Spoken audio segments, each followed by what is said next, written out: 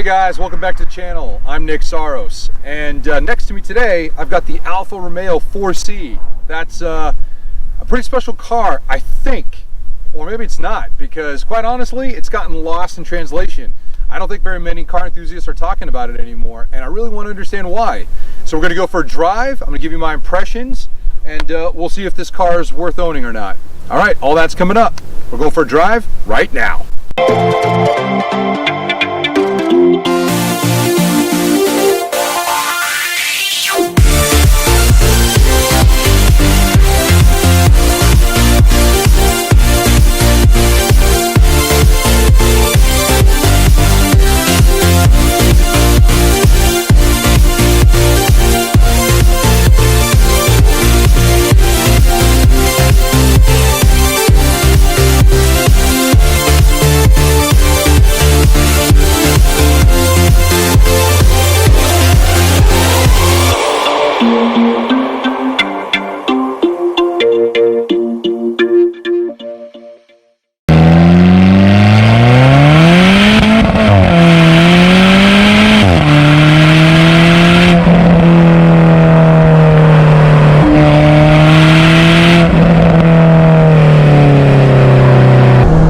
Four-cylinder, this thing's delivering some nice tones.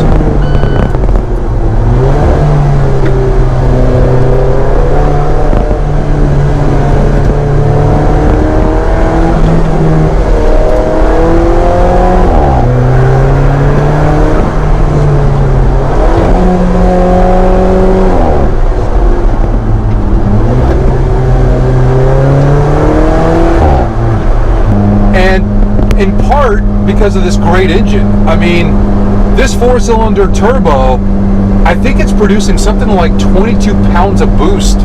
I mean, it's a lot. And this car feels very eager to go. I mean, you step in it, there's a slight little lag, and then it just pushes you hard into your seat. And that's pretty cool. So it definitely has the spirit and the heart of a sports car, and it wants you to enjoy the drive. So this car is a lot of fun at about 7 or 8 tenths.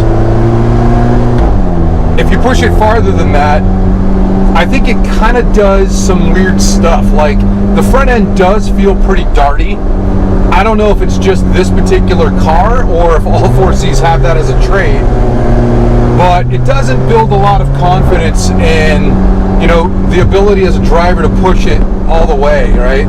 I think there's more performance in this car to be had, and it's hard to get to it. So on one hand, you know, for those people that, you know, want to look like a hero and are used to a lot of electronics helping them get there, this car is not for you. But for those people that want to work hard for their performance and feel rewarded, I think this could do it.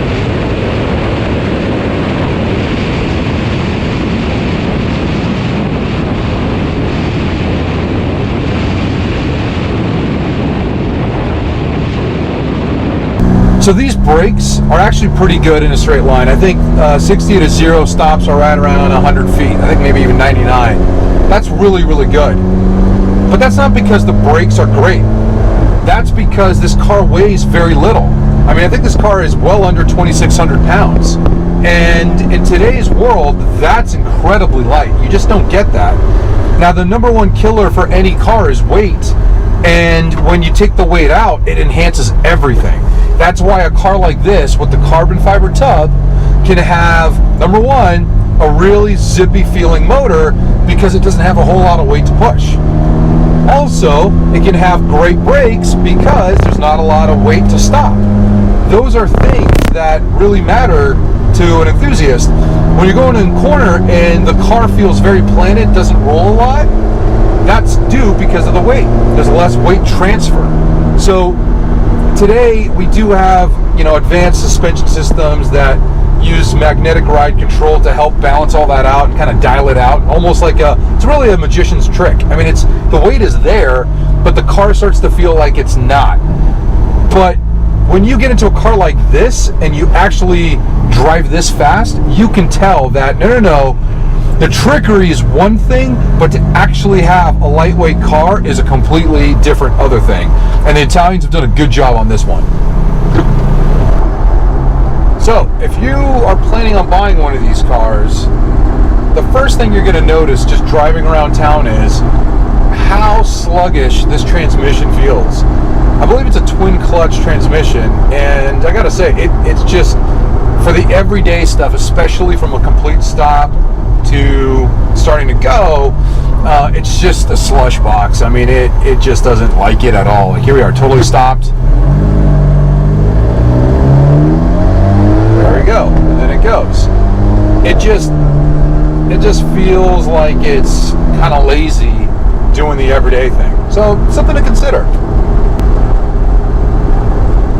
Another strange thing, which I can't even believe I'm about to say this, because I like cars that are, I mean, let's just face it, supercars are amazing. Being really low to the ground, I mean, you kind of want that, right? Until you have it. Here's the weird thing. So this car is so low that I actually find people have trouble seeing me.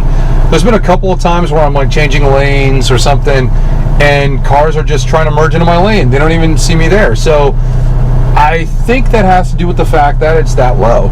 So, kind of interesting. I can't believe I'm saying that, but I guess that's a con. So, if you like attention, then this car should be on your list, because everywhere it goes, especially through town, I find that a lot of people check it out. And, you know, I mean, that's cool. But I will say, I think most people don't really know what they're looking at. So I went to a gas station earlier, and somebody was asking me if it has a V12 in it. No, it's a 4-cylinder.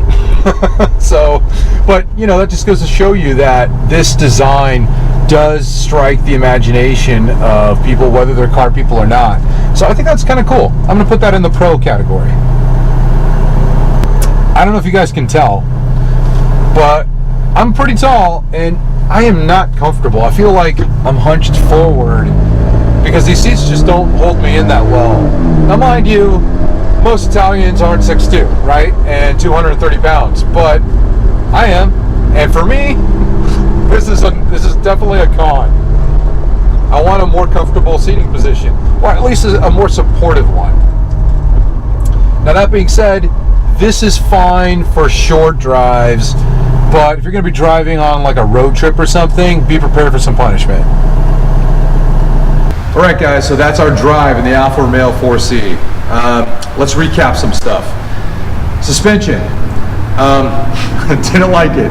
It was very bouncy, unpredictable.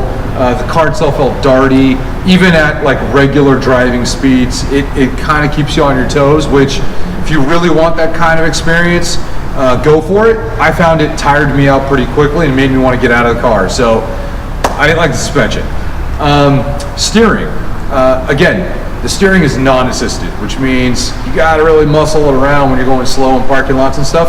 But when you're going at speed, I actually think the steering was pretty good. It was really communicative, and it gave me a good sense of what the car was attempting to do.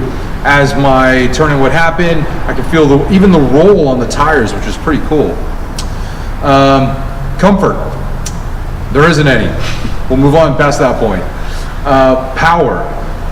Look, this thing's got great power. It really does. That turbo, it really throws you in your seat. But the problem I have with it is that the way it's tuned didn't really allow for good predictability. I found like sometimes going around a corner, I could have rolled on the throttle sooner, but because I know it's just going to dump a lot of boost, I didn't want to spin. So because of that, I think there could be some fine tuning in the actual software to make the car a little bit more compliant and get all that power to the ground. That would make this car way more faster, and I think it would make it way more enjoyable going fast for car enthusiasts. Last but not least, look at this thing. It is one of the sexiest cars I've ever seen up close, and that's a huge compliment. I mean, I literally, on the drive over here, I passed by a Ferrari, well, a few Ferraris to be honest, and also a McLaren F1. And I look at those cars, and then I look back at this, and I actually think this car is sexier. These lines are so beautiful, and unfortunately, I don't think the camera is capturing it all that well, but the way that the folds are going into the slits and the way the front and the back like conjoint, I mean, it is just orgasmic. However, looks alone don't get the job done, right? And I think this car has just as many cons as it does pros. So for me, I don't think I'd be the right buyer for this car. But I do think that Alfa Romeo should try to make another version. I'd prefer it to be a quadrifoglio version, where maybe we get a stick shift, better tuning, more power would be great too, and a lot more chassis attention, so that way we can get all that power to the ground. That'd be great. So Alfa Romeo, if you're listening, let me know. I'm happy to come test drive for you. All right, guys, if you like this video, do me a favor and hit the like and subscribe buttons. I will do my best to get you guys more content coming up soon. And in the interim, I hope you've enjoyed it. Talk to you soon.